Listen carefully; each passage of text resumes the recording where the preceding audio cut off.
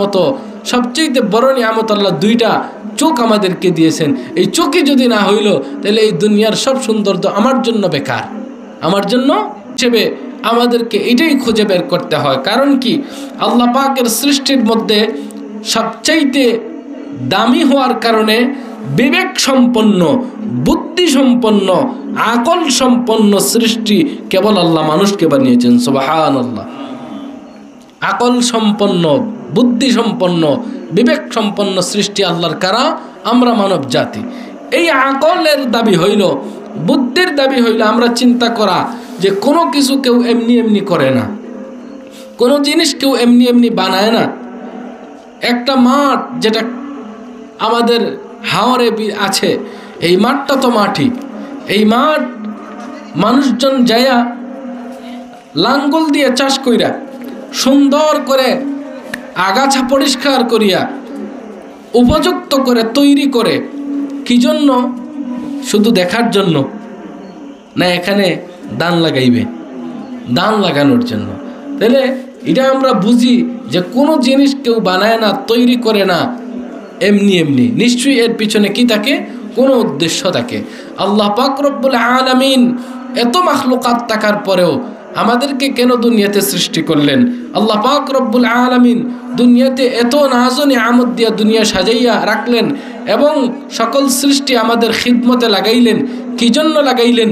শুধু আমরা দুনিয়াতে আসব, খাওয়া দাওয়া ফুর্তি করব, দুনিয়ার মৌজ মস্তি করব, আর মরার পরে শেষ হয়ে যাব, এরকম কোনো বিষয় না।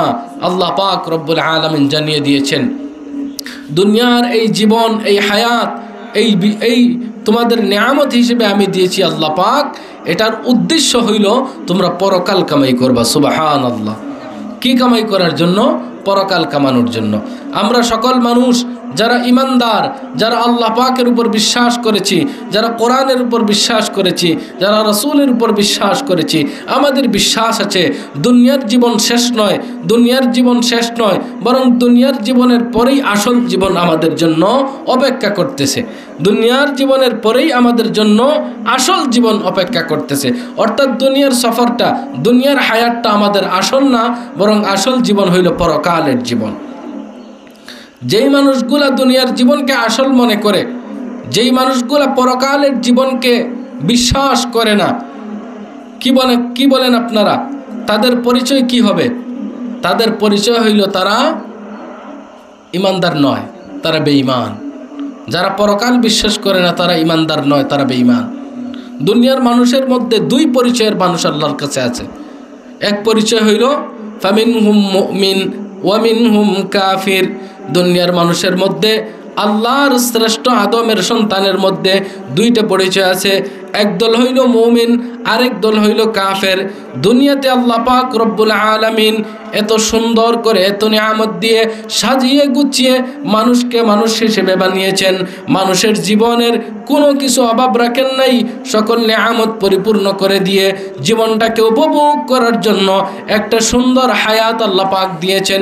এই হায়াতের জিন্দেগি পায়া দুনিয়ার জীবনে আসার পরে কোনো মানুষ যদি তার পিছনের দিকে না তাকায়, তার বানানেওয়ালা, তার খালিক, তার মালিককে না চিনে এবং তার খালিক আর মালিকের উপর বিশ্বাস না আনে, আল্লাহ বলেন ওই সকল মানুষের করে উত্তমভাবে, সুন্দরভাবে সৃষ্টি হইতে পারে, কিন্তু আমি আল্লাহর কাছে তাদের পরিচয় হইল তারা কাফের। আল্লাহর কাছে তাদের পরিচয় তারা কাফের। আল্লাহ পাক রব্বুল আলামিন মানুষকে সৃষ্টি করে এমনি এমনি ছেড়ে দেন নাই, বরং আল্লাহ পাক এই মানুষকে সৃষ্টি করে এই দুনিয়ার জীবনে এত নিয়ামত দেখার পরে তারা যদিও সিদ্ধান্তে আসতে না পারে, তারপরেও তাদেরকে তাদের মালিক চিনতে হবে। আল্লাহ পাক দয়া করে আদম আলাইহিস সালাম থেকে নিয়ে মুহাম্মদুর রাসূলুল্লাহ সাল্লাল্লাহু আলাইহি সাল্লাম পর্যন্ত লক্ষাধিক নবী রাসূল দুনিয়াতে পাঠিয়েছেন, যাতে দুনিয়ার মানুষ, আদমের সন্তানগণ দুনিয়ার এই সকল নাজ নিয়ামত দেখা তাদের মনে প্রশ্ন আসে, এত সুন্দর দুনিয়ার নিয়ামত কে সাজাইলেন? আমি মানুষ, আমার এত সুন্দর গঠন, এত সুন্দর জীবন কে দিলেন? এই দুনিয়া কে বানাইলেন? আমাদেরকে কে দিলেন? এই প্রশ্নের উত্তর যাতে তারা সহজে পাওয়া যায়, আর যিনি দিয়েছেন তিনি আর কেউ নয়, তিনি হচ্ছেন আমাদের সৃষ্টিকর্তা, যার নাম আল্লাহ। সেই রব্বুল আলামিনকে যাতে মানুষ চিনতে পারে, এজন্য আল্লাহ পাক নবী রাসূলদেরকে দুনিয়াতে পাঠিয়েছেন। সুবহানাল্লাহ। সাথে আল্লাহ পাক নবী রাসূলদেরকে আসমানি কিতাব দিয়েছেন।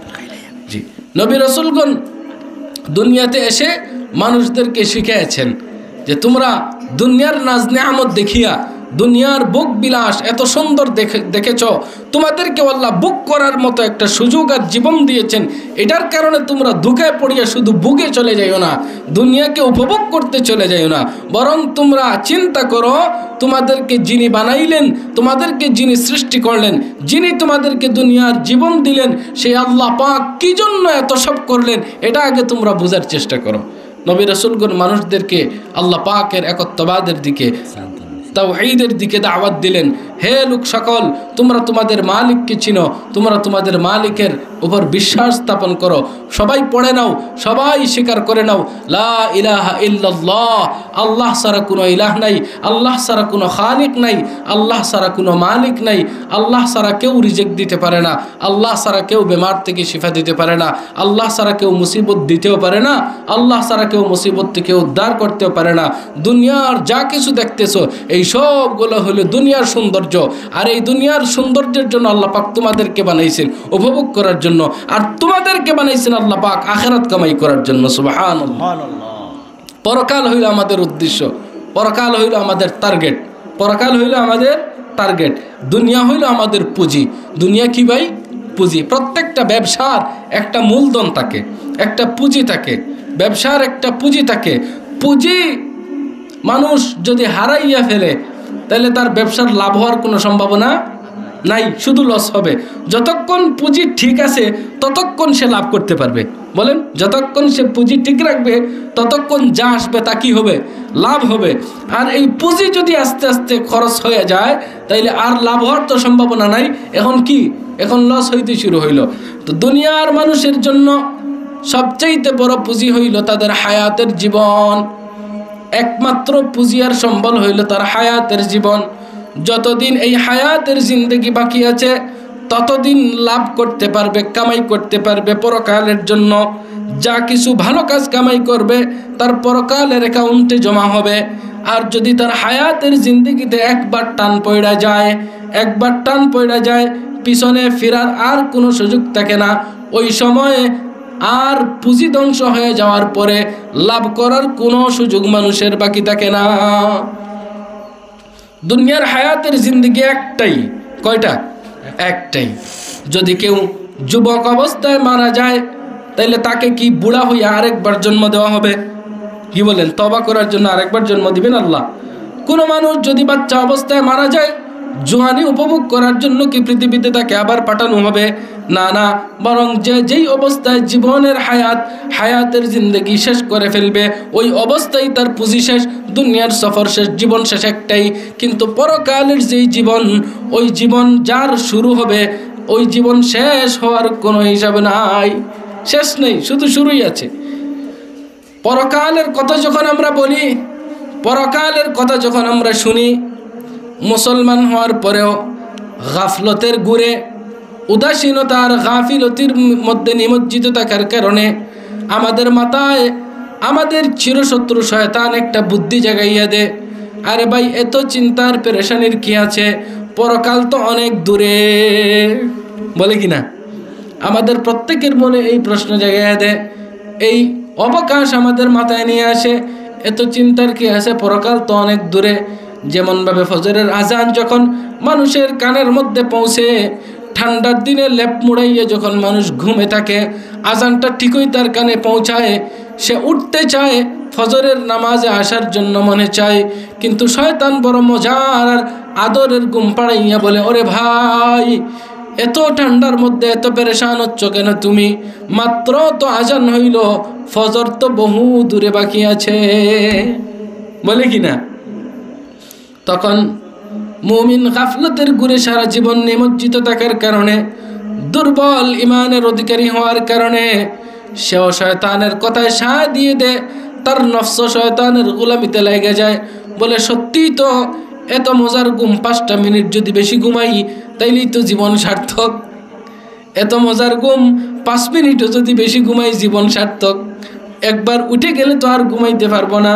এই জন্য সেও বলে অসুবিধা কি, 5 মিনিট ঘুমানোর পরে না হয় উঠে জামাতে যাব। এই যে মোড়াইয়া ঘুমায়, ওই ঘুম এমন মজার ঘুম লাগাইয়া দে শয়তান, ফজরের জামাত শেষ হইয়া কোন দিকে সূর্যের কিরণ পৃথিবীতে ছড়াইয়া যায় তার আর ঘুম ভাঙ্গার কোনো খবর নাই। এরকম প্রত্যেকটি মানুষের জীবনে শয়তান এমন মধুময় ধোঁকা দিতে থাকে। মানুষ যখন চিন্তা করে, তার কানের মধ্যে আওয়াজ পৌঁছায় পরকালের চিন্তা করতে হবে, পরকালের একটা জিন্দেগি আমার সামনে রয়েছে, ওই জিন্দেগিটা বড় খতরনাক, বড় সেন্সিটিভ, ওইখানের অবস্থা বদলায় না। যদি কোনো মানুষ সফলতা পাওয়া যায় তাইলে তার সুখ শান্তির কোনো সীমা নাই এবং ওই হায়াত তার কোনোদিন শেষ হবে না। আবার কেউ যদি আযাবে গ্রেফতার হয়ে যায়, তার কষ্টের কোনো সীমা নাই, ওই কষ্ট আর লাঘব হবে না। এমন চিন্তা যখন মুসলমান করে, তখন তার চিরশত্রু শয়তান মধুমাখা অবকাশ নিয়ে আসে। আরে ভাই, পরকালের চিন্তা করতেছো, এটা তো করাই দরকার, বুঝেন? বলে না যে পরকালের চিন্তা কইরো না, বলে পরকালের চিন্তা করতেছো আমার ভাই, এটা তো করাই দরকার, আমিও করি, কিন্তু এত তাড়াহুড়ার কি আছে, এত পেরেশানির কি আছে? পরকাল তো বহু দূরে, বলে কি না? এই জন্য তো আমার মুসলমানের ভাইয়েরা, মুসলমানের সন্তানেরা বালেগ হওয়ার পরে, নামাজ রোজা ইবাদত বন্দেগী ফরজ হওয়ার পরেও মসজিদের আজান চলে তারা খেলার দিকে চলে যায়। নামাজের সময়ও কাপড় পরা পারফিউম লাগাইয়ে সে নামাজের সময় রাস্তা দিয়ে বাহির হয়ে যায়। সে ইবাদতের দিকে তাকে ডাকা হইলে চুপে চুপে চুরি করিয়া ফাঁকি দিয়ে চলে যায়। রমজানের মাস আসার পরেও যুবকগণ দোকা দিয়া চুরি কইরা রোজা ভাঙ্গা পার্কের ভিতরে, জঙ্গলার ভিতরে, মাঠের ভিতরেই যায় রোজা ভাঙ্গা খায়। তার কোনো সমস্যা নেই। কেন করে?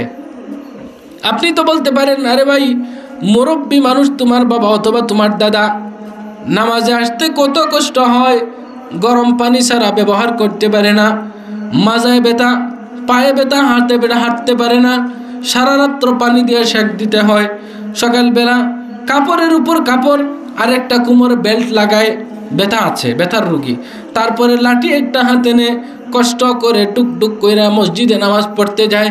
আফসোস, মসজিদে যাওয়ার পরে এত কষ্ট কইরা আরামসে মন মতো রুকু সিজদা করতে পারে না, ব্যথার কারণে, অসুবিধার কারণে। ও দুস্থ, তুমি তো জোয়ান, তুমি তো যুবক, মুহূর্তের মধ্যে মাঘ মাসের ঠান্ডা পানিতে গোসল করতে পারো, মুহূর্তের মধ্যেই মসজিদে যাইয়া দাঁড়াদাম তুমি আল্লাহর গোলামি নামাজের ইবাদত পালন করতে পারো। তারপরেও সে করে না কেন? অসুবিধাটা কি? রোজা রাখলে তার তো সমস্যা হওয়ার কথা নয়।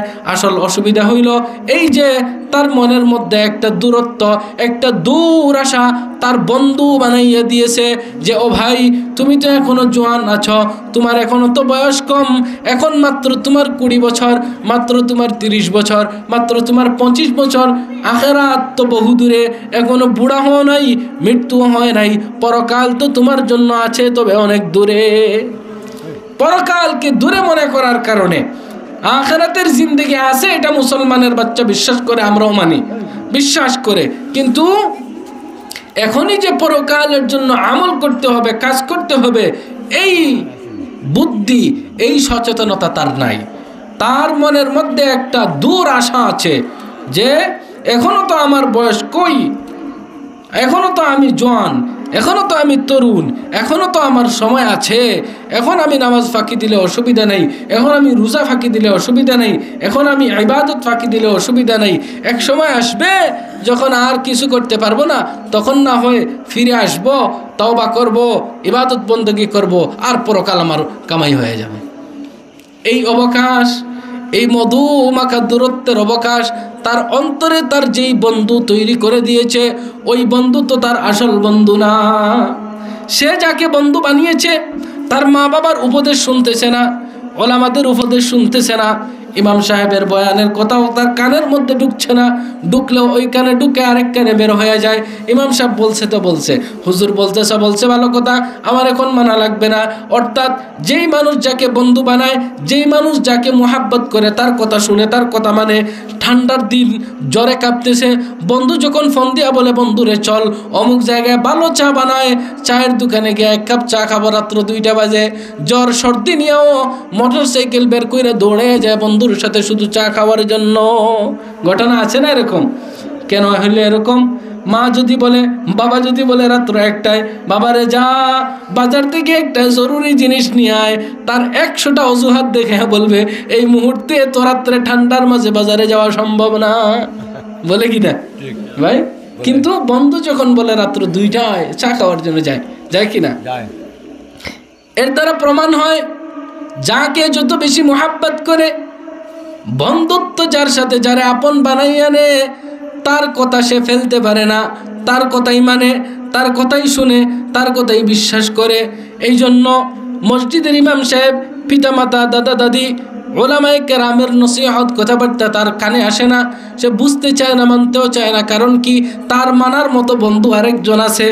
ওই বন্ধু অদৃশ্য থেকে তাকে খোঁচা দেয়, তাকে ঘুমের সময়, ফজরের সময় ঘুম পাড়াইয়া দেয়, তাকে জোয়ানকির সময় মুহলত দেখায়, সামনের সুযোগ আছে, সময় আছে, এখন চলতে থাকো, এখন জোয়ানের সময়, এনজয় করার সময়, উপভোগ করার সময়, এখন পরকালের চিন্তা করলে তুমি পিছনে পড়ে যাইবা। সে আমাদের কথা না শুই না, যখন ইবাদত ছাইরা উপভোগের দিকে, দুনিয়ার রং তামাশায় ডুবে যায়, বুঝতে দেরি নয় সে তার ওই বন্ধুর কথাই চলতেছে, ঠিক কিনা? ওই বন্ধুকে, ওই বন্ধু হইল তার নফস আর শয়তান, ওই বন্ধু হইল তার নফস আর শয়তান। শয়তান আর তার নফসে আম্মারা, খারাপ নফস তাকে ধোঁকা দিচ্ছে, সেই ধোঁকার মধ্যে সে চলতেছে।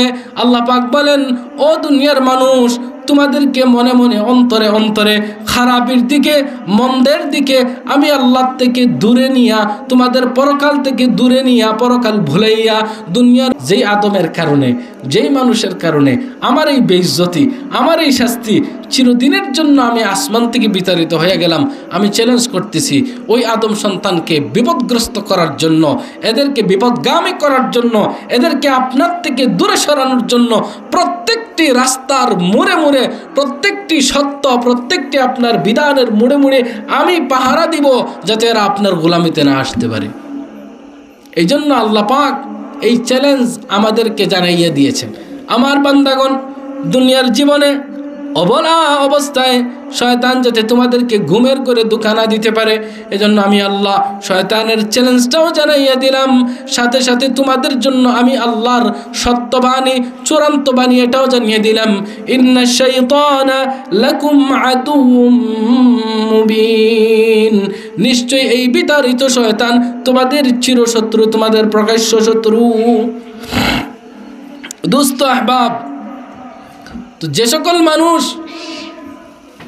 আমাদের জন্য পরকালের আলোচনা সামনে আসলেই,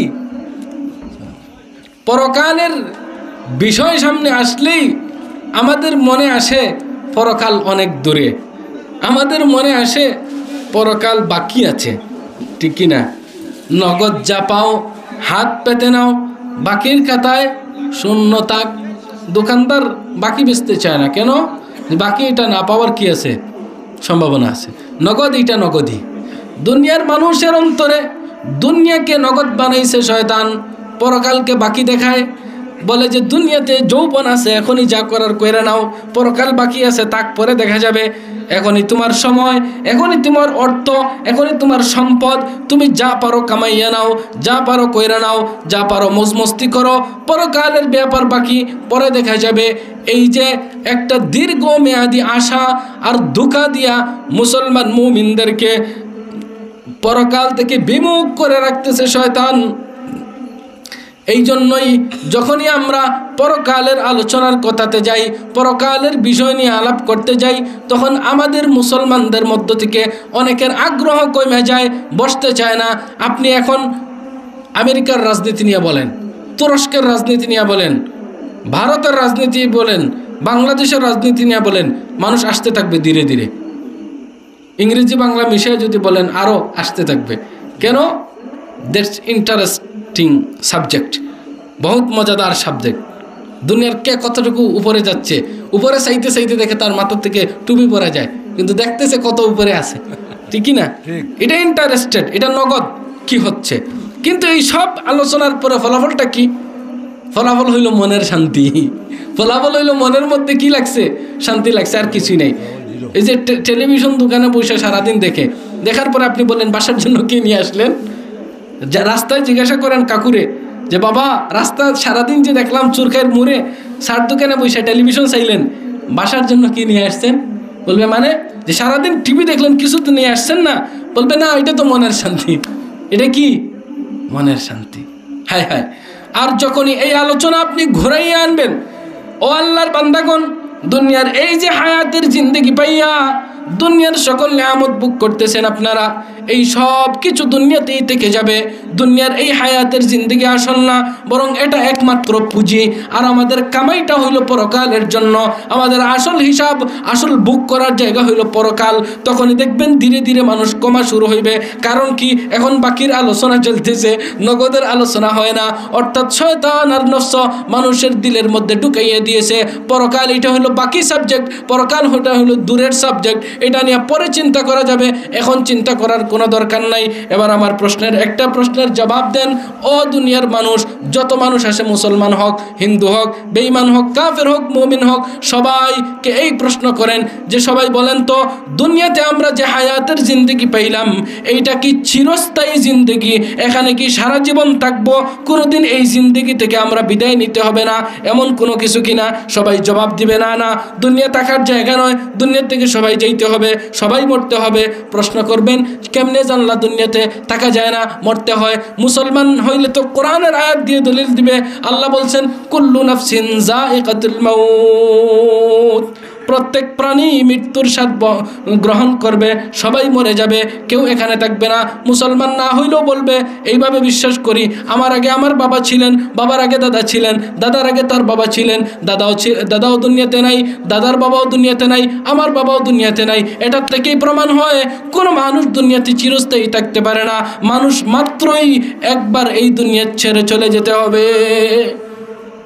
তাহলে যেই দুনিয়াকে নগদ মনে করতেছেন, যেই হায়াতকে নগদ মনে করতেছেন, নিজের একবার প্রশ্ন করেন এই হায়াতটা স্থায়ী না অস্থায়ী? অস্থায়ী, শেষ হয়ে যাবে, ফানিন, এটা ধ্বংস হয়ে যাবে। তাহলে যেটা শেষ হয়ে যাবে, যেটা ধ্বংস হয়ে যাবে, এটাকে নগদ কেমনে বললেন? ও দোস্ত আহবাব, এটা নগদ কেমনে হয়? তাইলে বোকা আপনি না যেই মানুষগুলা ঠান্ডার মধ্যে বসিয়া পরকালের কামাইয়ের চিন্তা করতেছে তারা বোকা? তুমিই বোকা। তুমি যেটাকে নগদ মনে করতেছো, স্থায়ী মনে করতেছো, ওইটা তো নগদই না, ওইটার তো কোনো আওকাতই নাই, এটা তো ধ্বংসশীল। এটা তো কেবল একটা পুঁজি দিয়েছেন আল্লাহ, এই পুঁজিটা দিয়ে তুমি তোমার আসল স্থায়ী এবং আসল নগদ হইল পরকাল, ওই পরকালকে তুমি কামাইতে পারছো কিনা? এজন্য আল্লাহ পাক কোরআনে মাজিদে বলেন, যেই আয়াতে কারিমা আপনাদের সামনে তেলাওয়াত করলাম, মহান রব্বুল আলামিন ইরশাদ করেন, ইয়া আইয়ুহাল্লাযীনা আমানুত্তাকুল্লাহা হাক্কা তুকাতিহি, ইয়া আইয়ুহাল্লাযীনা আমানুত্তাকুল্লাহা ওয়াল তানজুর নাফসুম মা কদ্দামাত লিগাদ। হে ঈমানদারগণ, হে ঈমানদারগণ, আল্লাহকে ভয় করো। হে ঈমানদারগণ, আল্লাহকে ভয় করো, তাকওয়া অবলম্বন করো, পরহেজগারি অবলম্বন করো, আর চিন্তা করো, ওয়াল তানজুর নাফসুম মা কদ্দামাত লিগাদ, আর চিন্তা করো আগামীকালের জন্য তুমি কি কামাইছো। সুবহানাল্লাহ, সুবহানাল্লাহ। আপনাদেরকে যদি বলি চিন্তা করেন, দুনিয়ায় গাফলতের এই ডুব যারা দিয়েছে, যে মুমিনরা গাফলতের মধ্যে জীবন বরবাদ করতেছে, তাদেরকে যদি জিজ্ঞাসা করেন, ও ভাই আগামীকালের জন্য কি জমাইছো, সে আপনাকে আমাকে জবাব দিবে, আমার ব্যাংকে 1 কোটি আছে, আমার 2টা ফ্ল্যাট আছে। আরেকজন বলবে মাত্র চাকরিতে ঢুকছি, 10টা বছর যাইতে যাও, সরকার যদি আমার তাকে, দেখো না কি কামাই, বলবে কি না? তাদের আগামীকালের কামাই কি বলতেছে? তারা আগামীকাল মনে করতেছে এখনও আমার 20 বছর, এখনও আমার 40 বছর, আমি যদি আরও 20 বছর বাঁচি তাহলে কি কামাইবো, আমি যদি আরও 10 বছর বাঁচি তাহলে কি কামাইবো, আমি যদি আরও 50 বছর বাঁচি তাহলে কি কামাইবো। এইটা নিয়েই তাদের প্ল্যান, এটাই তাদের আগামীকাল, এটাই তাদের আগামীর ভবিষ্যৎ। আল্লাহ পাক রব্বুল আলামিন আগামীকাল বলে আমাদেরকে প্রশ্ন করলেন, চিন্তা করো আগামীকালের জন্য কি পাঠাইছো। এই আগামীকালটা দ্বারা কোন কালকে বোঝানো হয়েছে? এই আগামীকাল কোন কাল? এই আগামীকাল হইল পরকাল। সুবহানাল্লাহ। এই আগামীকাল কোন দিন? তাফসীরের কিতাবে মুফাসসিরিনে কেরাম লেখেন এই আয়াতে আল্লাহ পাক কেমন শিক্ষা দিলেন আমাদেরকে যে পরকালের জন্য কি কামাইছো, পরকালের জন্য কি পাঠাইছো তোমরা একটু চিন্তা করো।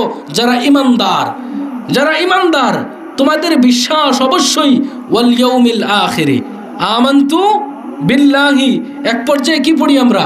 ওয়াল ইয়াউমিল আখিরি, পরকালের প্রতি আমরা বিশ্বাস এনেছি। ও মুমিন বান্দাগণ, চিন্তা করো পরকালের জন্য কি পাঠিয়েছ। এতক্ষণ আমি আপনাদেরকে বুঝাইলাম এক্সাম্পল দিয়ে যে পরকাল বললেই আমরা মনে করি অনেক দূরের ব্যাপার।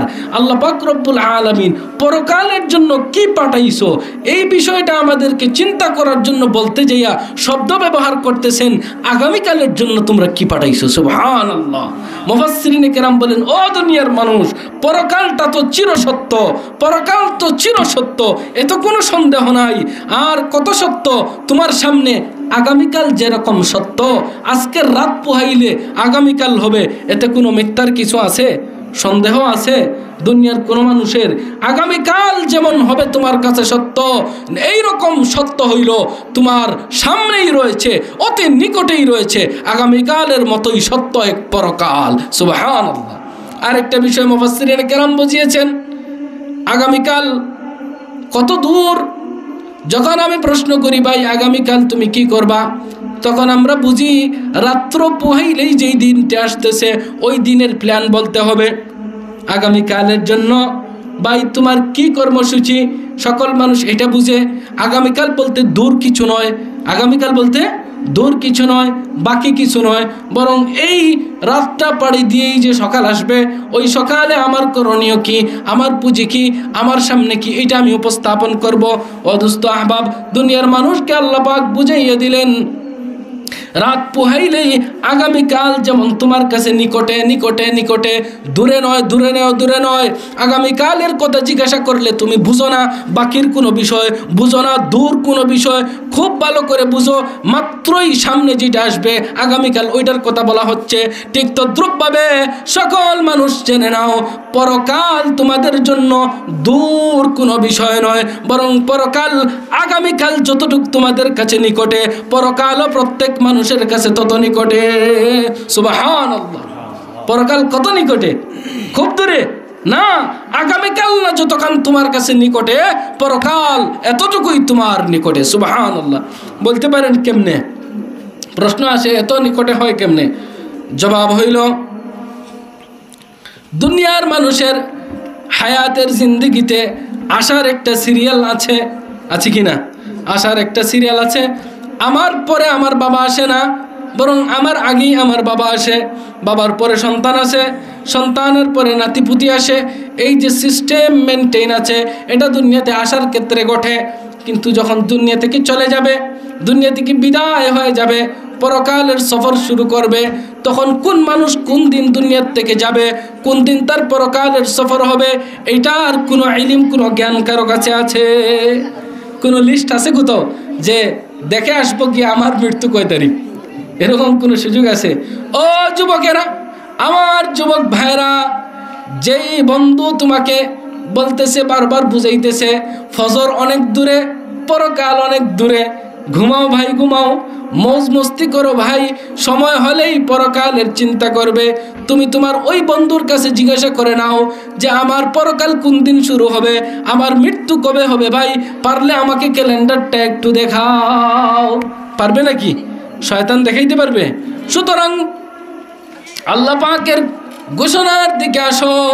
আল্লাহ পাক বলতেছেন তুমি চিন্তা করো আগামীকালের জন্য তুমি কি পাঠিয়েছ। আগামীকাল যেমন নিকটে পরকাল তোমার তেমন নিকটে।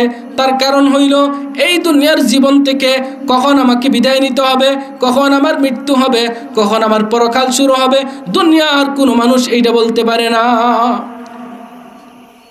100 বছরের দাদা সে এখনো জীবিত, মাত্র 15 বছরের নাতি মৃত্যু হয়ে যায়, হয় কি না? যাওয়ার ক্ষেত্রে কোনো সময় নেই। ভাবতেছ মাত্র আমি 16 বছর 20 বছর বালিগ হইলাম, 4 বছর হইছে, নামাজ কাজা করছি মাত্র 4 বছর, রোজা রাখি নাই হইছে মাত্র 4 বছর, আরো 1-10 বছর কাজা করি তারপরে চিন্তা করব। ও দোস্ত, আজকের দিনের পরে কালকের জন্য তুমি যে সকল প্ল্যান বানাইছো দুনিয়াতে বুক করার জন্য, দুনিয়াতে উপভোগ করার জন্য, ফ্ল্যাট কেনার জন্য, চুরি ডাকাতি করার জন্য, সরকারি চাকরিতে ঘুষ খাওয়ার জন্য যত যত প্ল্যান বানিয়েছো, তোমার প্ল্যানগুলো সব জায়গায় থাকবে।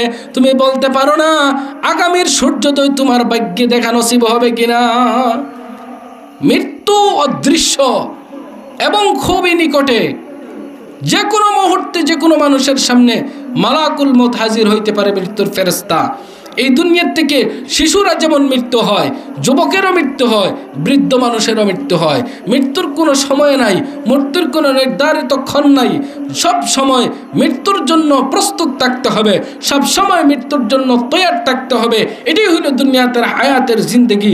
যেই হায়াতের জিন্দেগির কোনো গ্যারান্টি নাই, কোনো ভরসা নাই, 1 মিনিটেরও নাই, 1 দিনেরও নাই, বছরের ভরসা তো বহুত দূর কি বাত। সেই জিন্দেগিতে, সেই হায়াতের জিন্দেগিতে আপনি আগামীর সকালটাকে নিশ্চিত ভাবলেন, নিকটে ভাবলেন, কিন্তু আপনি আগামীকালকে, আজকে জীবিত, আগামীকাল আপনার নামে ইন্না লিল্লাহ পড়া হয়ে যাইতে পারে। যদি হয়ে যায় তাহলে ওই আগামীকালই আপনার পরকাল হয়ে গেল। এই পরকাল এত নিকটে, এটা বুঝেন না কেন? যেই হায়াত নিয়ে গর্ব, ওই হায়াতের তো কোনো ভরসা নাই। ওইটা এই মুহূর্তে যদি শেষ হয়ে যায়, আমার পরকাল শুরু হয়ে গেল। এই জন্য আল্লাহ পাক বলেন ওয়ালতানজুর নাফসুম মা কদ্দামাত লিগাদ, আগামীকালের জন্য কি বানাইছো, কি কামাই করছো, এটা নিয়ে চিন্তা করো। ও দোস্ত আহবাব, দুনিয়ার জীবনে মানুষের সব কিছু দুনিয়াতেই থেকে যাবে। যা কিছু কামাই করবে, যা কিছু পড়বে, যা কিছু খাইবে, যা দালান করবে, যা প্ল্যান করবে, সবই দুনিয়াতে থাকবে। পরকালের জীবনে, আখিরাতের জীবনে মানুষের এই দুনিয়ার কোনো সয় সম্পত্তি থাকবে না, যাবেও না। আখিরাতের জীবনে কি যাবে? রাসূল হাদিসের মধ্যে বলেন মাত্র 3টা জিনিস মানুষের পরকালে যায়। মৃত্যুর সাথে সাথে তার সকল আমলনামা বন্ধ হয়ে যায়, মৃত্যুর সাথে সাথে সকল আমলনামাও বন্ধ হয়ে যায়। মৃত্যুর পরে তার কবরের মধ্যে পৌঁছায় 3 জিনিস। আর দুনিয়ার জীবন থেকে মানুষ যা নিয়ে যেতে পারবে তা হইল তার আমলনামা, তা হইল তার আমলনামা। যা করবে, যা বলবে, যা আমল করবে, এই সবগুলা ভালো হোক মন্দ হোক, সবগুলো আল্লাহ পাক লিপিবদ্ধ করে রাখেন। প্রত্যেক মানুষের সাথে আল্লাহ ফেরেশতা লাগাইয়ে দিয়েছেন। তুমি শয়তানের দুকায় নামাজ ছাইরা যৌবনের তাড়নায় কোন জায়গায় যাচ্ছ, কোন বনে যাচ্ছ, কোন জঙ্গলে যাচ্ছ, কোন পার্কে যাচ্ছ, দুনিয়ার কোনো মানুষ না জানলেও ও আল্লাহর বান্দা সিসি ক্যামেরার মধ্যে যেরকম লিপিবদ্ধ থাকে, যেরকম রেকর্ড থাকে, আল্লাহ পাক হাশরের ময়দানে এইরকম জলজ্যান্তভাবে তোমার আমলনামা তোমার সামনে পেশ করবেন। আল্লাহু আকবার। ফাঁকি দেওয়ার কোনো সুযোগ নাই। তখন যখন ধরা খাইয়া যাবে আল্লাহর বান্দাগণ, যখন আল্লাহর বান্দাগণ ধরা খাইয়া যাবে, যখন আল্লাহর বান্দাগণ আমলনামা তার সামনে দেখবে, পরকাল বাকি, পরকাল দূরে, তার যে বন্ধু বলছিল ওই বন্ধুর কথায় ঘুমাইছে, ওই বন্ধুর কথায় খেলাইছে, মেডেল আনছে, তার ঘরে মেডেলের অভাব নেই। কিসের অভাব নেই? আমার অনেক বন্ধুদের বাসায় ট্রফি আছে না, অনেকের বাসায় মেডেল আছে। কিন্তু আজকে যদি আমার ভাই মারা যায়, আজকে যদি আমার ভাই মারা যায়, তারা আমলনামার মধ্যে পরকালের সামানা হিসেবে কি আছে? কোনো হিসাব নাই। অদুস্ত দুনিয়ার কোনো মেডেল পরকালের জিন্দেগিতে কোনো উপকার আনতে পারবে না। লা ইয়ানফাউ মালুন ওয়ালা বানুন, কোনো মাল, কোনো সম্পত্তি, কোনো কিছু আশয় বিষয় পরকালের জীবনে বিন্দু মাত্র উপকার করতে পারবে না। কবরে যাওয়ার পরে আল্লাহ পাকের ফেরেশতারা যখনই আমাদেরকে প্রশ্ন করবেন, তখন এই প্রশ্নের মধ্যে যদি কোনো মানুষ বলে আমি মন্ত্রী ছিলাম, মিনিস্টার ছিলাম, বড় লোকের ছেলে ছিলাম, পুরা জোয়ান ছিলাম, মোটরসাইকেল ছিল, সুজুকি ছিল, R15 ছিল, আরও বহুত কিছু ছিল। সোয়াল করতে বুঝে শুনে সোয়াল করিও। ফেরেশতারা কি তার কথা শুনবে, না ভালো করে একটা ডান্ডা দিয়ে বলবে সোয়ালের জবাব দাও? দুনিয়ার মানুষ, আপনার আমার পরকালের জিন্দেগি কখন থেকে শুরু হবে? মৃত্যুর সাথে সাথে। বলেন কখন থেকে? মৃত্যুর সাথে সাথে। মান মাতা ফাকাদ কামাত কিয়ামাতুহু। মৃত্যুর সাথে সাথেই পরকালের হিসাব নিকাশ, পরকালের সাজা বুঝা, আবার পরকালের নিয়ামত ভোগ করা শুরু হয়ে যাবে।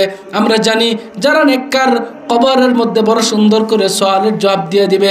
আল্লাহ পাক রব্বুল আলামিন তাদের উপর রাজি আর খুশি হইয়া দুনিয়ার জিন্দেগির কামাই তাদের সফল হয়ে গেছে, দুনিয়ার জিন্দেগির কামাই তাদের সফল হয়ে গেছে।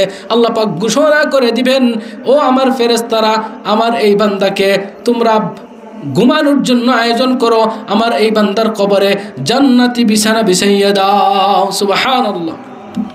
ওয়ালবিসু লিবাসাল জান্নাহ, আমার বান্দাকে জান্নাতের পোশাক পরাইয়া দাও। আর ওয়াফরিশু ফিরাশাল জান্নাহ, এরপর বল ওয়াফতাহ লাহু আবওয়াবাল জান্নাহ, কবরের সাথে আমার বান্দার জান্নাতের দরজাগুলো খুইলা দাও। সুবহানাল্লাহ। তাইলে কবরে যাওয়ার সাথে সাথে, মৃত্যুর সাথে সাথেই আমাদের পরকাল শুরু হয়ে গেল। তাইলে দুনিয়ার যে জীবনকে এত লম্বা মনে করলা, পরকাল রে এত দূরে মনে করলা, এই দুনিয়ার জীবনটা কতটুক দূরে আমাকে নিল? কারোর জন্য 20, কারোর জন্য 40, কারোর জন্য 60, এর বেশি নাই, এর বেশি নাই। এই 20 বছর, 30 বছর, মাত্র 25 বছর। যদি আমার বয়স 60 হয়, তাইলে 40 বছর উপভোগ করার সময়, 20 বছর তো এমনিতেই চলে যায় এদিক সেদিক। কি বলেন? যদি 40 বছরে ইন্তেকাল হয়, তাইলে গুনিয়া হইলাম 20 বছর। এই 20 বছর, এই 30 বছরের জীবনটাকে তুমি উপভোগ করার জন্য লম্বা আবাদুল আবাদ, চিরস্থায়ী জিন্দেগি, চিরসত্য পরকালের জিন্দেগিতে তুমি কুড়াল মারলা, তুমি ধ্বংস করে দিলা। তুমি বুদ্ধিমান না তুমি সবচেয়ে বোকা? বুদ্ধিমান কারা? বুদ্ধিমান হইল তারা যারা আল কাইয়িস মান দানা নাফসা ওয়া আমিলা লিমা বাদাল মাউত। বুদ্ধিমান হইল তারা যারা তাদের নফসের ব্যাপারে লাগাম লাগায় আর পরকালের জন্য আমল বানায়। বলেন সুবহানাল্লাহ। বুদ্ধিমান কারা? নফসের উপরে লাগাম লাগায়, পরকালের জন্য আমল বানায়। বলেন সুবহানাল্লাহ। আর বোকা, বুড়বক, বেওকুফ, কম বক্ত কিরা যে তার নফসের কথা মতো ছইলা পরকালের জিন্দেগিকে ধ্বংস করে দেয়। তাহলে দুনিয়ার জমিনে আল্লাহ পাক মানুষ জাতিকে বিবেকবান বানাইছেন না নির্বুধ বানাইছেন? বিবেকবান বানাইছেন। একমাত্র মানব জাতিকে আকলওয়ালা, প্রথমেই বলছি বিবেকওয়ালা, জ্ঞান সম্পন্ন বানিয়েছেন। এই মানুষ যদি জ্ঞানের পরিচয় না দেয়, বুদ্ধিমানের পরিচয় না দেয়, তাইলে মানুষ হইয়া জন্মা সার্থক না ব্যর্থ? ব্যর্থ। ও মানব সন্তানেরা, আদমের সন্তানেরা, আল্লাহর বান্দাবান্দিরা, পরকাল অতি নিকটে, নখের সাথে চামড়া যেরকম নিকটে, আমাদের পরকালও আমাদের এত নিকটে। 1 সেকেন্ডের ভিতরে পৃথিবী উল্টাইয়া যাইতে পারে, এর কোনো হিসাব নাই। দুনিয়াতে কি কামাইছো, দুনিয়াতে কি বানাইছো, দুনিয়াতে কোন ডিগ্রি লাভ করছো, এটার ব্যাপারে কোনো প্রশ্ন করবেন না আল্লাহ পাক। এটার ব্যাপারে কোনো সার্টিফিকেট দেখাইও কোনো কাজে লাগে আসবে না। দুনিয়ার জীবনে কে কত বড় ধনী হয়েছে, কত বড় শিল্পপতি হয়েছেন, কত বড় রাজনীতিবিদ হয়েছেন, কত বড় রাজনীতি বিশ্লেষক হয়েছেন, সারা রাত্র টেলিভিশনের খবর, ফেসবুকের খবর, রাজনীতির বিশ্লেষণ নিয়ে আল্লাহর বান্দার মাথায় ঘুম নাই। যারে পায় তার সাথে আলোচনা জুড়ে, ফজরের নামাজ আর পড়ে না। সমাজের সকল মানুষ বলে লোকটার বড় জ্ঞান আছে, লোকটার বড় বুদ্ধি আছে। আমি বলি তার মাথার মধ্যে গোবর আছে। কারণ দুনিয়ার সকল জ্ঞান নিয়েও তুমি কবরে গেলে, যদি পরকালের জন্য কোনো আমল নিয়ে যাইতে না পারো, তোমার ওই জ্ঞানের কোনো মূল্য থাকবে না। বরং আল্লাহ পাক রব্বুল আলামিন বলেন, সফলতা আর ব্যর্থতার মাপকাঠি হইল 2টা। সফলতা আর ব্যর্থতার মাপকাঠি কয়টা? কি? কোরআনে আল্লাহ বলেন, ফামান যুহজিহা আনিন নার ওয়া উদখিলাল জান্নাতা ফাকাদ ফাজ। ফামান যুহজিহা আনিন নার, যে ব্যক্তি জাহান্নাম থেকে নাজাত পেয়ে গেল, জাহান্নাম থেকে নিজেকে বাঁচাইতে পারলো, জাহান্নাম থেকে পরিত্রাণ পেয়ে গেল, ওয়া উদখিলাল জান্নাহ, এবং রব্বে করিমের জান্নাতের মালিক হয়ে গেল, জান্নাতি বইরা গেল, সেই হইল সফল কাম। সুবহানাল্লাহ। তাহলে সফলতা আর ব্যর্থতার মাপকাঠি কি? জাহান্নাম থেকে বাঁচা, জান্নাতি বনে যাওয়া। জাহান্নাম থেকে বাঁচা, জান্নাতি বনে যাওয়া। বলেন তো, জাহান্নাম থেকে বাঁচতে হইলে মরার পরে আমল করব নাকি? আওয়াজ করে বলেন। এতক্ষণ আমি বললাম, আপনারা শুনলেন, এবার আপনারা আমার আওয়াজ দেন। জাহান্নাম থেকে বাঁচার জন্য মৃত্যুর পরে আমল করব, দুনিয়াতে আমল করব। কোথায়? দুনিয়াতে। কারণ কি? জাহান্নাম থেকে বাঁচার জন্য, জান্নাতের মালিক হওয়ার জন্যই তো আল্লাহ এত সুন্দর হায়াতের জিন্দেগি দিয়েছেন। চিৎকার করে বলেন সুবহানাল্লাহ। যুবকের দল মনে করে সুন্দর সুন্দর গাছগাছালি, সুন্দর সুন্দর পার্ক, সুন্দর সুন্দর বাগান, সুন্দর সুন্দর নারী, সুন্দর সুন্দর বাড়ি, সুন্দর সুন্দর গাড়ি দেখার জন্য আল্লাহ হায়াত দিয়েছেন। এরকম বলে না, হায় হায় বড় মজার জিন্দেগি পাইলাম, দুনিয়াতে যা সুন্দর আছে সব দেখালো, খাওয়া দাওয়া ফুর্তি করো, দুনিয়াটা মস্ত বড়। মনে করে এই দুনিয়ার জিনিসগুলা সুন্দরগুলা দেখার জন্য, খায়া দায়া উদর পূর্তি করার জন্য হায়াত পাইছি। বরং না, আল্লাহ পাক আমাদেরকে হায়াত দিয়েছেন সফল হওয়ার জন্য, অর্থাৎ জাহান্নাম থেকে বাঁচিয়া জান্নাতি বনার জন্য। সুবহানাল্লাহ। ও দোস্ত, আহবাব, মুরব্বীরা, যুবকরা, মা বোনেরা, বলেন হায়াতের জিন্দেগি আল্লাহ কেন দিয়েছেন? পরকাল বানানোর জন্য, জাহান্নাম থেকে বাঁচার জন্য, জান্নাতি হয়ে যাওয়ার জন্য। আর কোনো কারণে আল্লাহ দুনিয়া দেন নাই, আর কোনো কারণে আল্লাহ আমাদেরকে হায়াতের জিন্দেগি দেন নাই। এই জন্য আল্লাহ পাক রব্বুল আলামিন কোরআনে মাজিদে এক জায়গায় বলেন, তোমাদের এই হায়াত, তোমাদের এই জীবন আমি আল্লাহ কিনে নিছি আগেই। বলেন সুবহানাল্লাহ। ইন্নাল্লাহা আশতারা মিনাল মুমিনিনা আনফুসাহুম ওয়া আমওয়ালাহুম বিআন্না লাহুমুল জান্নাহ। সুবহানাল্লাহি ওয়া বিহামদিহি। মহান আল্লাহ বলেন, নিশ্চয় আমি আল্লাহ মুমিনদের জান আর মালকে কিনে নিয়েছি, বিনিময়ে তাদেরকে আমি আল্লাহ দিয়ে দিব জান্নাত। সুবহানাল্লাহ। আচ্ছা বলেন তো, জীবন কে দিয়েছেন? আল্লাহ। মাল কে দিয়েছেন? আল্লাহ। জান্নাতের মালিক কে? আল্লাহ। এখন জান্নাতের মালিক আল্লাহ, জীবনের মালিকও আল্লাহ, মালের মালিকও আল্লাহ। যদি আমার জিনিসটা আরেকজনরে বিক্রি করি, আমি আরেক জিনিস লাভ করি, এটার নাম হয় ব্যবসা। ব্যবসা কি না? মনে করেন আমার গরুটা আপনার কাছে বিক্রি করলাম, বিনিময়ে আপনি আমাকে 1 বিঘা জমি দিলেন, ঠিক কি না? তাইলে আপনার কাছে যে গরুটা বিক্রি করলাম, এটা আপনার না আমার? আমারটা বিক্রি করছি আপনার কাছে, দিয়েছেন আপনি আপনারটা, এটাকে বলা হয় ব্যবসা। এখন মনে করেন আপনার রুমালটা আপনার কাছে বিক্রি করিয়া আমি আপনারে আবার টুপি দিলাম, এটা ব্যবসা হইল? বুঝেন নাই? আপনার রুমাল আপনার কাছে বিক্রি করছি, বিক্রি করিয়া বললাম এটার বিনিময়ে তোমারে আমার টুপি দিয়ে দিলাম, এটা ব্যবসা না মায়া? কি বলেন? এটা ব্যবসা না দয়া? এটা ব্যবসা না মুহাব্বত?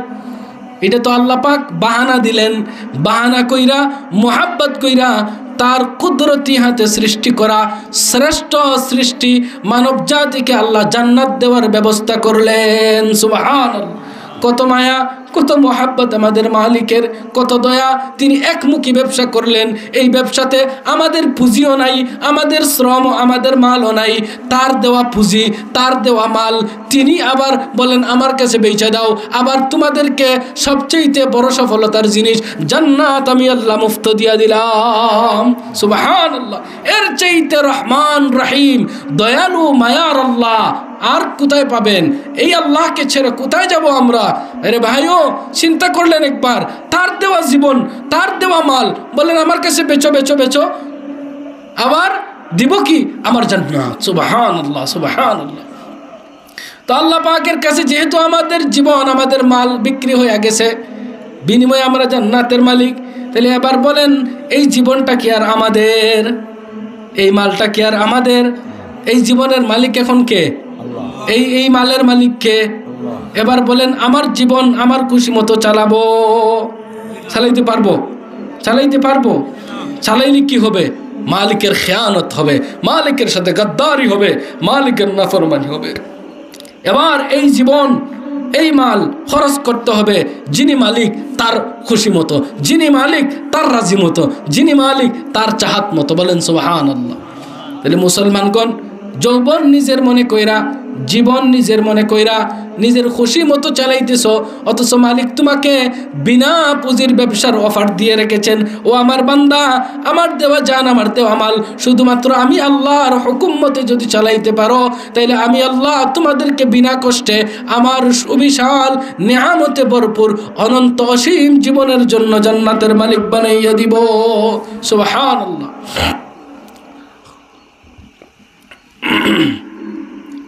তাহলে আল্লাহ পাকের নির্দেশ হইল আমাদের উপর, ইয়া আইয়ুহাল্লাযীনা আমানুত্তাকুল্লাহ ওয়াল তানজুর নাফসুম মা কদ্দামাত লিগাদ। আল্লাহকে ভয় করো, পরকালের জন্য কি বানাইছো, কি কামাইছো চিন্তা করো। আর বলা যাবে পরকাল অনেক দূরে, বলা যাবে পরকাল কত দূরে? বলে আল্লাহ বলছেন আগামীকাল পরকাল। বলেন কোন দিন? আগামীকাল। এই আগামীকালটা যেমন আমার কাছে এত সত্যি, এত নিকটে, পরকাল আর কিয়ামত এত নিকটে, এর কোনো দূরত্ব নাই।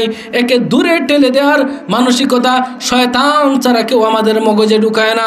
শয়তান এই দুঃখা দিয়া গুনাহের উপর আমাদেরকে লাগাইয়া তওবা ছাড়া বেঈমান আর মুনাফিক বানাইয়া কবরে নিতে চায়। ঠিক কিনা? গুনার মধ্যে লিপ্ত থাকবে। রাসূল হাদিসের মধ্যে বলেন, জিনাকুর জিনা করে তার ইমান থাকে না, মদকুর মদ খায় তার ইমান থাকে না, খুনি খুন করে তার ইমান থাকে না। তো যখন শয়তান আমাকে বলবে এত দূর পরকাল, চিন্তা বাদ দাও। যুবকরা মদের মধ্যে লিপ্ত হয়ে যায়, গাজার মধ্যে লিপ্ত হয়ে যায়, জেনার মধ্যে লিপ্ত হয়ে যায়, খুনের মধ্যে, অপরাধের মধ্যে লিপ্ত হয়ে যায়। রসুলের কথা মতো ওই সময় এরা ইমানদার থাকে না। আর এই অবস্থায় যদি তার পরকাল চলে আসে, তাইলে এই কামটা সারার জন্য শয়তান মরণপণ লড়াই করে মুসলমানদেরকে দুঃখা দিয়া যেমন ফজরে ঘুম পাড়াইয়া নমাজের ওয়াক্ত যাওয়ার পরে জাগাইয়া দেয়, ঠিক তদ্রুপভাবে দুনিয়ার হায়াতের জীবন থাকা অবস্থায় দুঃখা দিয়া তাদেরকে পিছনে রাখতে চায়, যাতে কোনোভাবে দুনিয়ার হায়াতের পুঁজি ইমান ছাড়া অবস্থায় গুনাহগার আর জাহান্নামী অবস্থায় তার শেষ হয়ে যায়। আল্লাহ পাক এর বিপরীতে তার বান্দাদেরকে জান্নাতি বানাইয়া নিতে চান। আল্লাহ পাক এর বিপরীতে তার বান্দাদেরকে মহাব্বত করে আল্লাহ পাক সফল কাম বানাইতে চান। এই জন্য আল্লাহ পাক কোরআনে মাজিদ নাজিল করিয়া, পয়গম্বর নাজিল করিয়া শয়তানের সকল চক্রান্ত আর ষড়যন্ত্র আমাদের সামনে ফাঁস করে দিয়েছেন। চিৎকার করে বলি সুবহানাল্লাহ। যখন ষড়যন্ত্রকারীর ষড়যন্ত্র ফাঁস হইয়া যায়, তখন শত্রু সজাগ হইয়া যায় কিনা? যুদ্ধের ময়দানে দুই দেশে যুদ্ধ লাগছে, ভারত আর বাংলাদেশ। ভারত বাংলাদেশের বিরুদ্ধে কি ষড়যন্ত্র করতেছে এটা না জানলে বাংলাদেশ সতর্ক থাকে না। সতর্ক থাকবে? সে জানেই না আমার বিরুদ্ধে কি ষড়যন্ত্র। যদি কোনো গোয়েন্দা এসে বাংলাদেশের ডিফেন্সকে অবগত করে যে ভারত অথবা যে কোনো দেশ তোমাদের বিরুদ্ধে এই ষড়যন্ত্র করতেছে, তোমাদের ধ্বংস করার জন্য এই প্ল্যান করতেছে, এই পথে হাঁটলে তাদের ধ্বংসের পাতা ফাঁদে তোমরা পা দিবা, ধ্বংস হয়ে যাবা, তখন আমাদের দেশ বা শত্রুপক্ষ মিত্রপক্ষ যারা দুই পক্ষ থাকে, এরা কি নিশ্চিন্তে ঘুমাবে না সাথে সাথে সতর্ক হয়ে যাবে? যে কোনো মূল্যে এই দুশ্মনদের চক্রান্ত থেকে আমরা বাঁচতে হবে, দুশ্মনদের চক্রান্ত রুখতে হবে। এজন্য তারাও মিসাইল বানায় না, তারাও অস্ত্র বানায়। যদি তারা আমাদের উপর অ্যাটম মারে, আমরা ক্ষেপণাস্ত্র দিয়ে এটাকে, রাডার দিয়ে এটাকে আটকাইয়ে দিব। সতর্ক হয়ে গেল, ঠিক কিনা? তো এই সতর্ক করার কাজ কে করেছে? গোয়েন্দা করেছে। কে করেছে? গোয়েন্দা করেছে।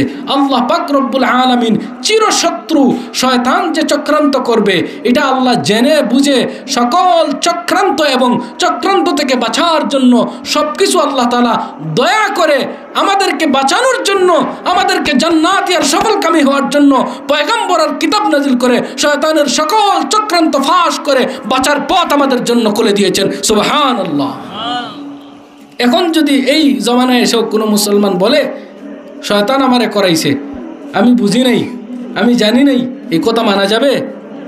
আল্লাহ পাক রব্বুল আলামিন বলেন, আমি কখনো কোনো জাতিকে আযাব দিই না, কাকে আযাবে গ্রেফতার করি না, যতক্ষণ না তার কাছে সতর্ককারী পাঠাই।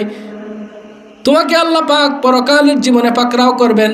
আল্লাহ জিজ্ঞাসা করবেন, আওয়ালাম নুআম্মিরুকুম মা ইয়াতাযাক্কারু ফীহি মান তাযাক্কার ওয়া জাআকুমুন নাযীর। তোমাকে কি এমন হায়াত দেই নাই, এমন জিন্দেগি দেই নাই যেই জিন্দেগির মধ্যে তুমি উপদেশ গ্রহণ করতে পারো, তুমি শিক্ষা নিতে পারো, তুমি সংশোধন হইতে পারো। উপরন্তু আমি আল্লাহ তো সতর্ককারীও তোমার জন্য পাঠিয়েছি।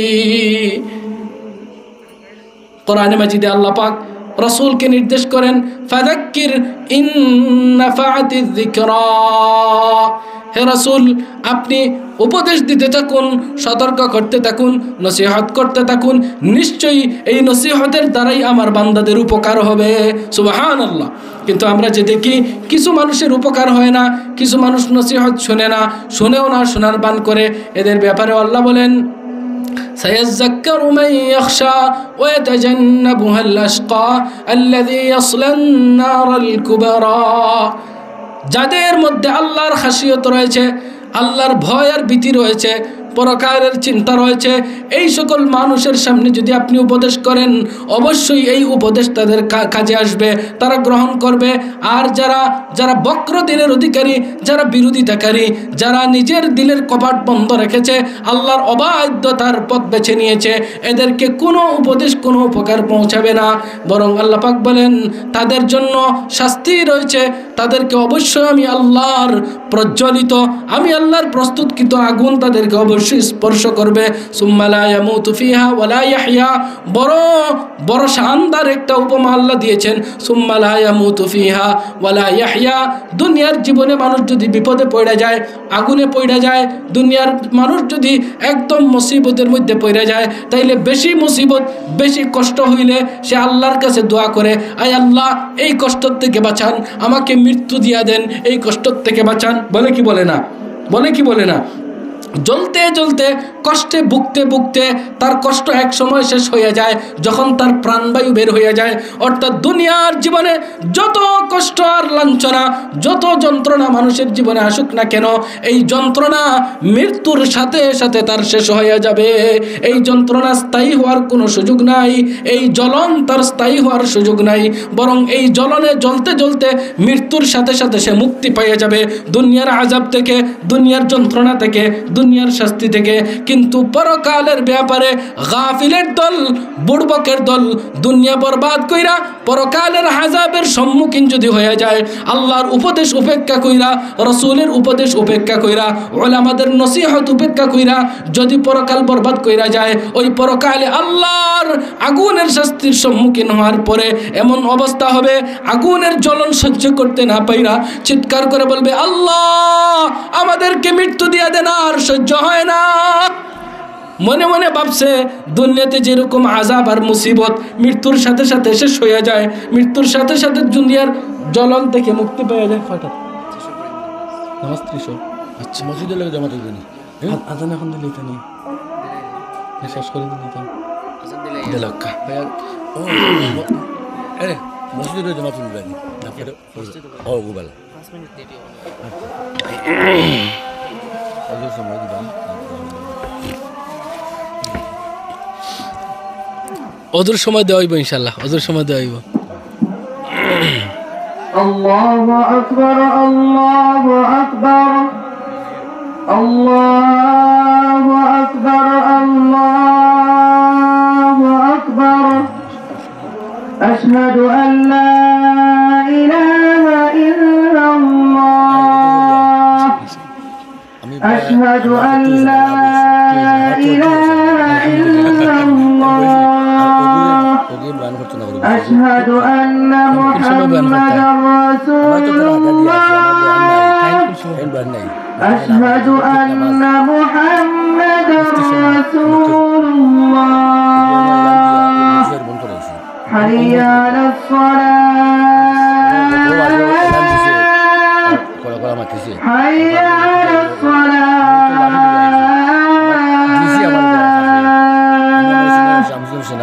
حي على الفلاح،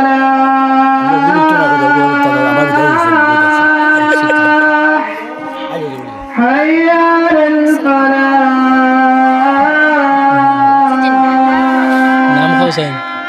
الله أكبر. মাতে মনে لا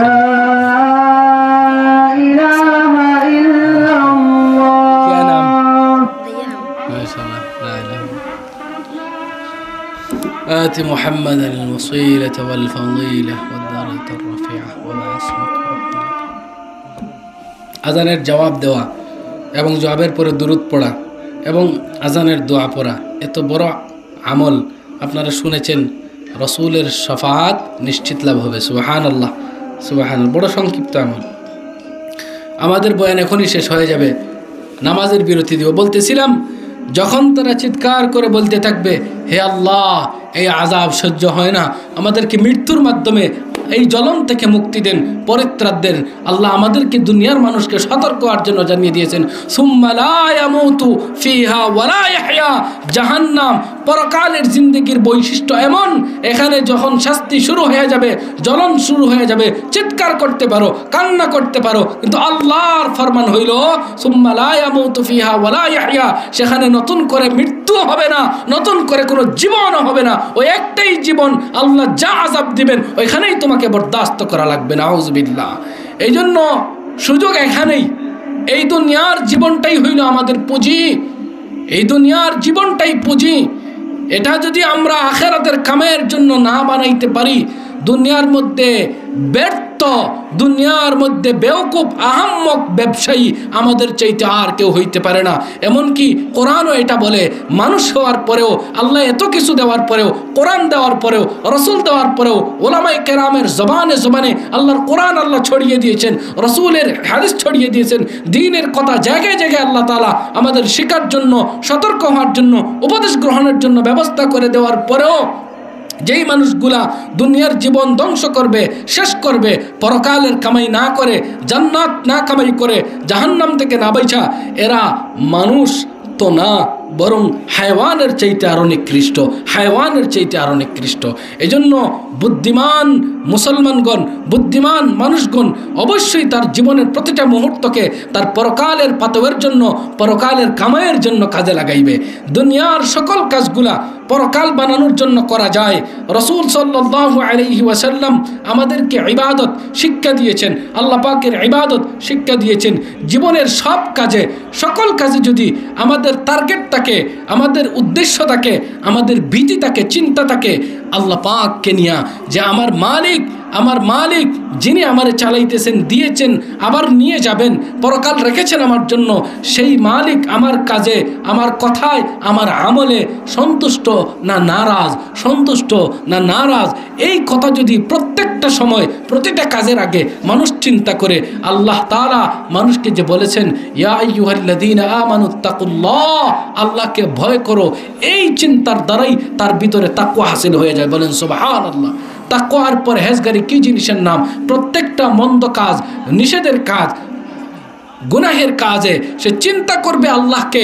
আল্লাহর নারাজের কথা চিন্তা করে ছেড়ে দিবে প্রত্যেকটা আদেশ সূচক কাজ পালনীয় কাজে আল্লাহ পাকের কথা চিন্তা করবে তার হুকুম মানা তার সন্তুষ্টি পরকাল কামানোর চিন্তা করে সে কোনো আমল ছাড়বে না এইভাবে যে মানুষ তার জিন্দগি চালাইতে পারবে তার লেনদেনে তার কথাবার্তায় তার পরিবার চালনায় তার সন্তান লালন পালনে তার কামাই রোজগারে তার কোনো জায়গায় গুনাহের কাজ হবে না কোনো জায়গায় দুনিয়ার হায়াতের জিন্দগি নষ্ট হবে না বরং সব কাজ সে দুনিয়ার করার পরেও ধীরে ধীরে অর্থাৎ সব আমলের সাথে সাথে আল্লাহর হুকুম রাসূলের তরিকা মানার কারণে আল্লাহর ভয় স্মরণে রাখার কারণে সে তার দুনিয়ার হায়াতের জিন্দগির প্রতিটা মুহূর্ত তার পরকাল বানাইতে থাকবে সুবহানাল্লাহ আর দুনিয়া থেকে যাওয়ার পরে তিন জিনিস মানুষের কবরে যায় এক জিনিস হইল তার নেক আমল আরেক জিনিস হইল তার নেক সন্তান আরেক জিনিস হইল তার ইলম আমাদের ঘরে আমাদের জীবনে তালাশ লাগাইতে হবে মারা যাওয়ার পরেও আমার কবরে কি পুষবে নাচগান পুষবে বার্থডের জন্মদিবসের গায়ে হলুদের ড্যান্স পার্টির আমলনামা আমার মরার পরে আমার কবরে পুষবে না কোরআন হাদিসের তেলাওয়াতের আমল পুষবে না মসজিদের ইমামতির আমল পুষবে মাদ্রাসায় পড়ানোর আমল পুষবে না সাদাকার আমল পুষবে এটা সেই হিসাব করে যাইতে হবে প্রত্যেক মানুষ তার নিজের হিসাব নিজে লাগিয়ে যাইতে হবে আল্লাহ পাক রব্বুল আলামিন দুনিয়ার এই সংক্ষিপ্ত সফর এই পুঁজি হায়াতের জিন্দগি পুরোপুরি আমাদেরকে পরকাল বানানোর কাজে, পরকালের পাতেও সংগ্রহ করার কাজে ব্যয় করার ভরপুর তৌফিক দান করুন। সকলে বলি আমিন। চিরশত্রু নফস শয়তান থেকে আমাদের সবাইকে হামেশা আল্লাহ হেফাজত ফরমান। সকলে বলি আমিন। ওয়া আখিরু দাওয়ানা আনিল হামদুলিল্লাহি রাব্বিল আলামিন।